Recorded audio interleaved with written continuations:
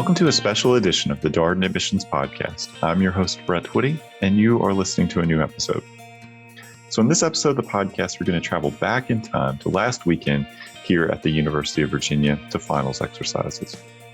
We thought it would be fun on this episode of the podcast to share the student speakers from the graduation ceremony with you. The student speakers include student leaders, as well as students who were nominated by their classmates and selected by their classmates to be the speaker at graduation. Up first, you're going to hear from Full-Time MBA students, DeMario Moore, the outgoing president of the Darden Student Association, as well as the selected student speaker for the Full-Time MBA class of 2022, Alex Smith. A little later in the episode, you're going to hear from Executive MBA students. So now, without further ado, here's DeMario Moore and Alex Smith. Hi, everyone. My name is DeMario Moore, and I'm the outgoing president of the Darden Student Association. And today, I'll be sharing some remarks for our graduating class. So give a round of applause for yourself.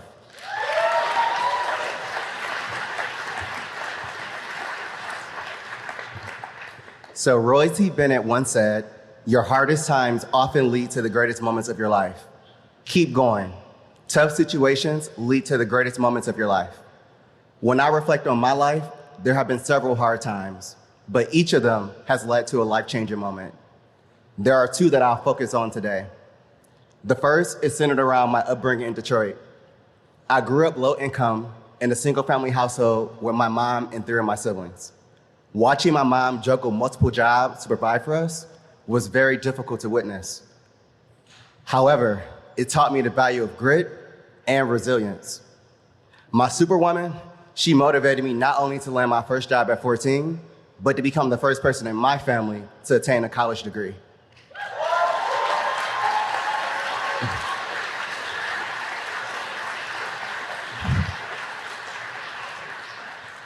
The second period of resilience was during our first year of business school. I, like many of you, was not prepared for a global pandemic. Social distancing, Zoom classes, and virtual gatherings, they became our new normal. Additionally, death, depression, and other forms of mental health issues became too much for a lot of us. The nucleus of Darden's MBA program is the connections you're able to build over the course of 2 years.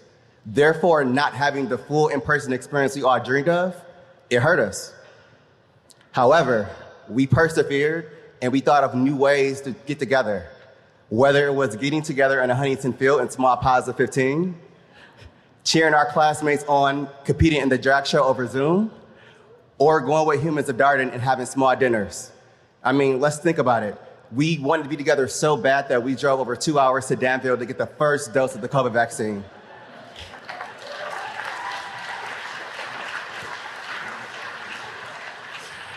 We overcame so many obstacles, and we developed a sacred bond that will forever be unique to our class. So as you enter the next chapter of your lives, I want you to always remember, your hardest times often lead to the greatest moments of your life. Keep going. The greatest moment will come after that. Thank you so much. It's been a privilege to be here. Congrats to the graduates.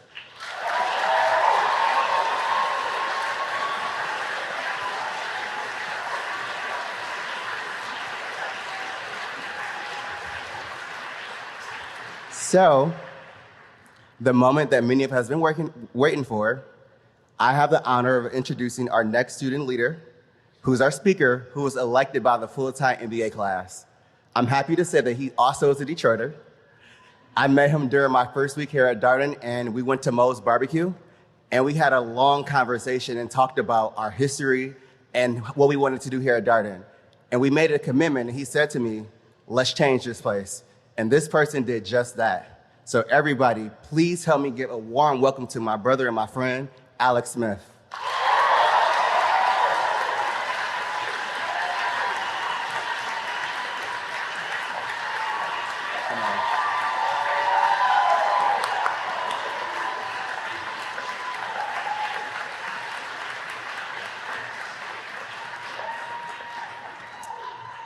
Thanks, DeMario. Love you, brother. Good afternoon, or should I say good evening, Darden class of 2022. Sorry, yeah, go for it. Let's go. I'm going to begin with a few thank yous. To the faculty and staff, thank you for your tireless commitment to making this experience truly transformational.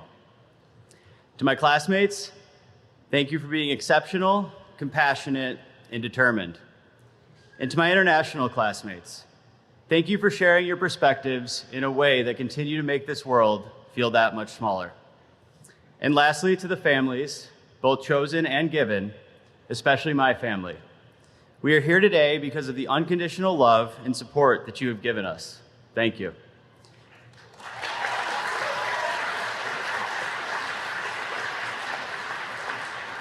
And with that, one last time, Section D, are you ready? Let's dive in. Darden is a special place. It transforms us, teaches us to make decisions in ambiguity, and gifts us with a broad and powerful network. With such a robust value proposition, I surely thought we would also learn the formula for manipulating time as busy CEOs.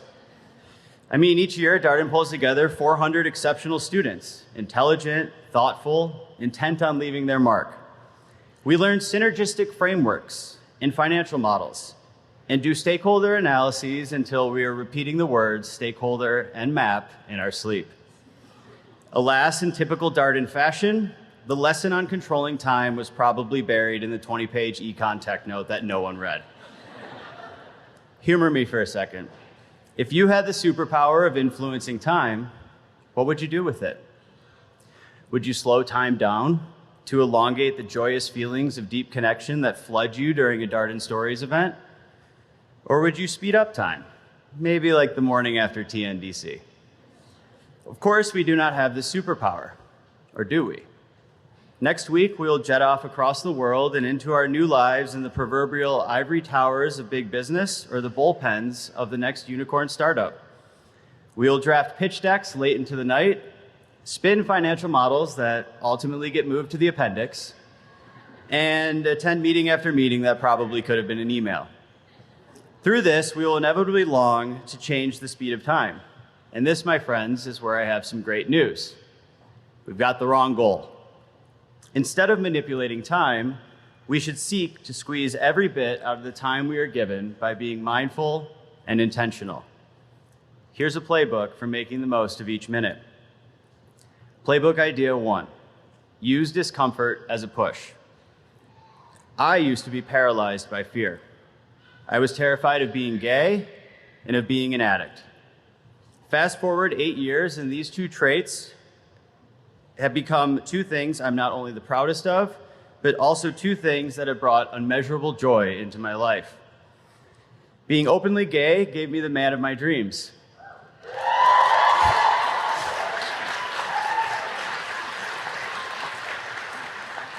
Someone who challenged me to see the world in entirely new ways and pushed me as I manifested a life beyond my wildest dreams. Not to mention, he kept most of us fed the past 2 years. I could not have done it without him, and had I not faced one of my life's greatest fears, I would have had to do it without him. The thought of that rips my heart out. Likewise, I was terrified of the world knowing that I was an addict. But by seeking help and having a family that rallied around me, I was blessed to find the stability, self-awareness, and determination that have brought me to today. While I almost never made the leap, I am thrilled that I decided not to play small and gift myself a second chance.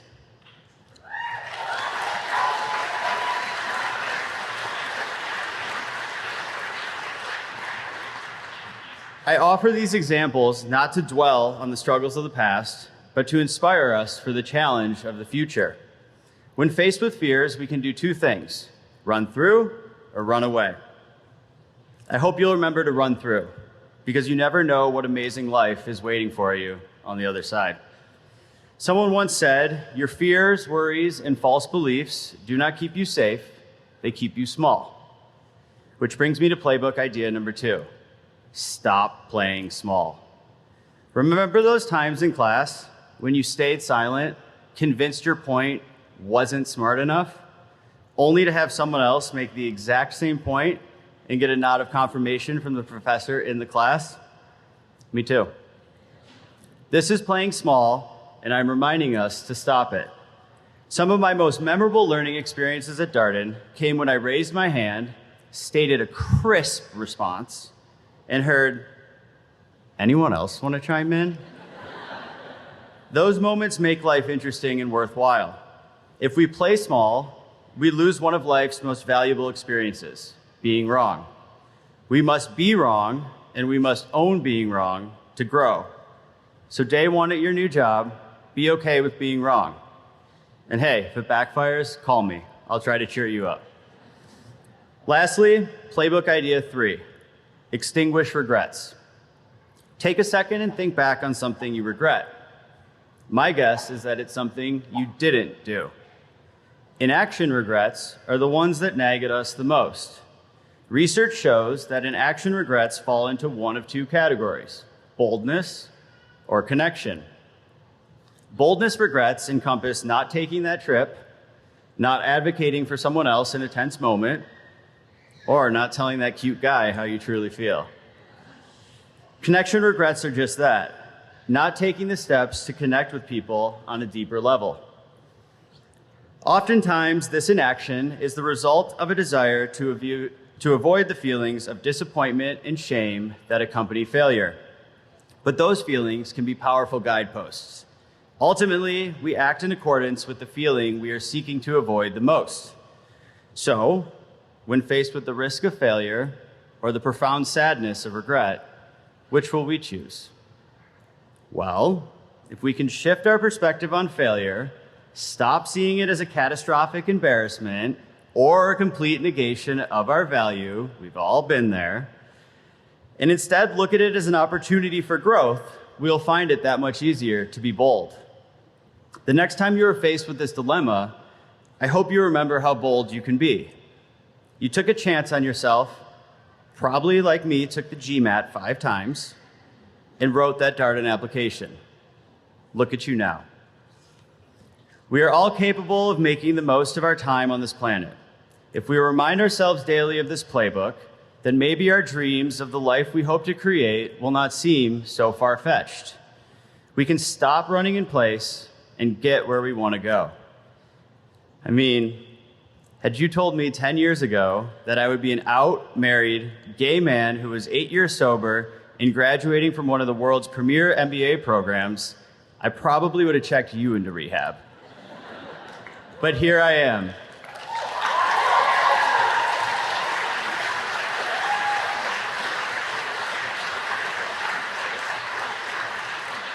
And here we are.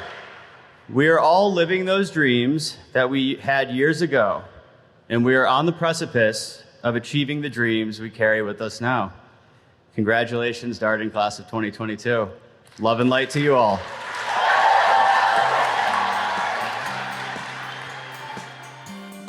And those were the remarks from Alex Smith, the selected speaker for the Full-Time MBA Class of 2022. And now, we're going to transition to the Executive MBA student speakers. Up first, you will hear the outgoing president of the Executive Student Association, Catriona Stadtler-Ayer, followed by the selected graduation speaker for the Executive MBA Class of 2022, Joe Stanley. Faculty, staff, friends, and family, thank you for joining our magical graduation celebration. This morning, when I walked down the lawn, it was magical to see all those people celebrating us. Darden has helpfully provided us with magical gowns. And after sitting on the lawn this morning, I am very thankful for the magic that is air conditioning. I am Catriona Stadtler-Ayer, and I'm president of the Executive Student Association. I'm here representing the fantastic members of the class of 2022. Woo!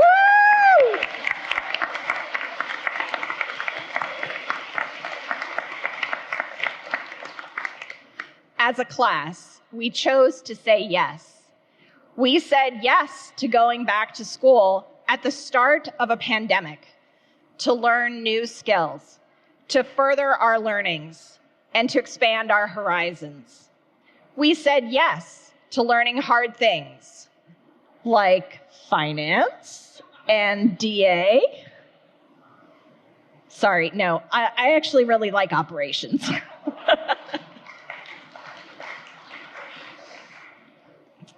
We said yes to helping each other through career and life transitions. We said yes to exploring new career directions and learning outside the classroom. And I urge you to continue to say yes to new opportunities, even though they may seem scary at first. You have all proven that you are strong leaders and remarkable people. I encourage you to honor our friendships that we've made by staying connected. Continue to lean on each other as you continue life's journey. In the words of our classmate, you rock, keep changing.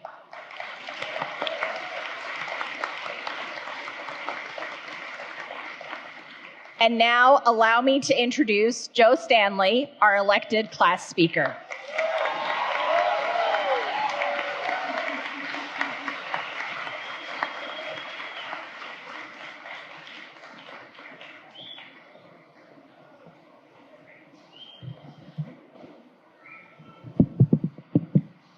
Okay, here we go. So today I want to talk about the idea of community in the market. I'm not even joking. Get ready for it. This is what's happening right now. But to discuss that idea, we good? Perfect. I need to discuss another one first. Compared to residential programs, executive MBAs tend to get a bad rap. I think I speak for all of us when I say that the idea of cash inflows alongside cash outflows makes a lot of business sense. So I'm not exactly sure where that kind of heat comes from. But doing an executive program in these unprecedented times really elevated the value to a new level. I learned alongside colleagues that were on the proverbial front lines during the height of the pandemic.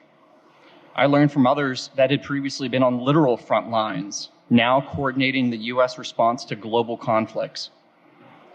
Logistics experts trying to navigate a disrupted supply chain. Teachers trying to grapple with a profession that had become the source of political polarization. Leaders in the arts having to radically rethink their organizations at a time when they couldn't even do live shows. All of these experiences filtered through the casework of our academic learning resulted in a value that far surpassed anything I would have ever expected. Simply put, each of you has changed me, and I thank you for it. None of us could have made it through this time alone, and none of us did. Over the past 20 months, a community was formed. We carried one another, and were carried in turn. We weren't thinking in terms of quid pro quo or scarcity, but instead of abundance, that gentle whisper in the back of one's head that says, this person is in pain, and I can alleviate that pain, so I will. I witnessed classmates give at great, tremendous cost to themselves, others expressing deep vulnerabilities, just to let others know that they were not alone. During our last day together, we spent the morning sharing what made this all so meaningful.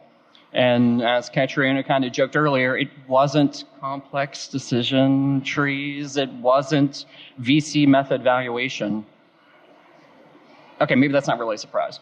What everyone said time and again was that the bonds we formed and reinforced were the most important part of what we were taking away from all of this. Look around you. How will you preserve those bonds in the absence of this program? It's an important point to keep in mind as business leaders because markets and communities shape one another.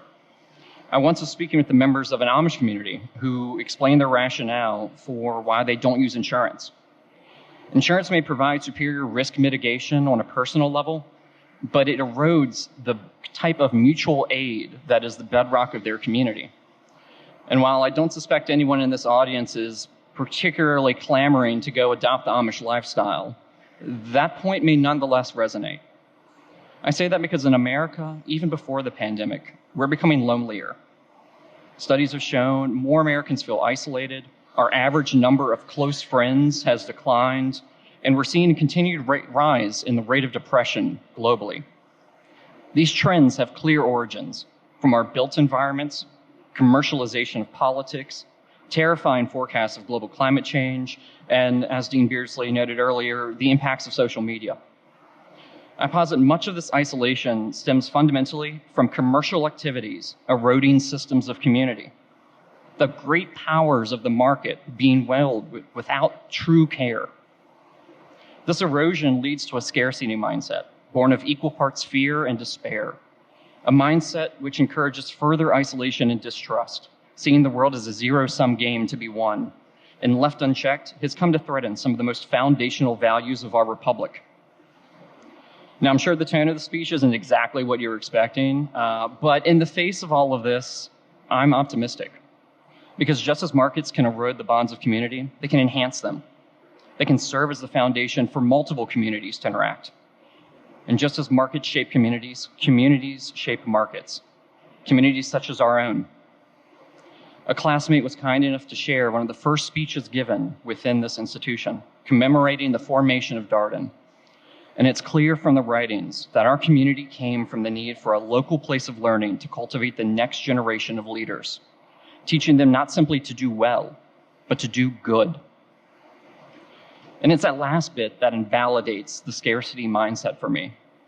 Because while actual material resources may be finite, our capacity for grace and ingenuity is limitless. We, this community, will help overcome these challenges and more, not by castigating the marketplace or through the easy tactics of social division, but through the hard, ceaseless work of collaboration, of extending when it's all too easy to retract, of aligning commerce and community in a self-reinforcing cycle, by applying a higher standard, choosing the harder path, and holding one another to it, originating from a mindset of abundance, of growing the pie, of effectual thinking, whatever terminology you want to use, it's all predicated on that most revolutionary of acts, of hope. So it's with that in mind, I leave you this simple charge. No matter what you do next, no matter how great, how small, choose that harder path. Hold one another to it. And in the face of despair, may you never yield, for you're never alone. Thank you.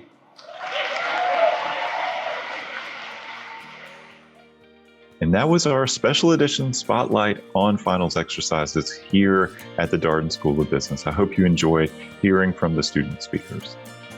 As always, if you have any comments, suggestions, requests, anything you'd like for us to cover here on the podcast, we're all ears. We can be reached at Darden, that's DARDEN, @virginia.edu. Until next time, stay safe, be well, and thanks for listening.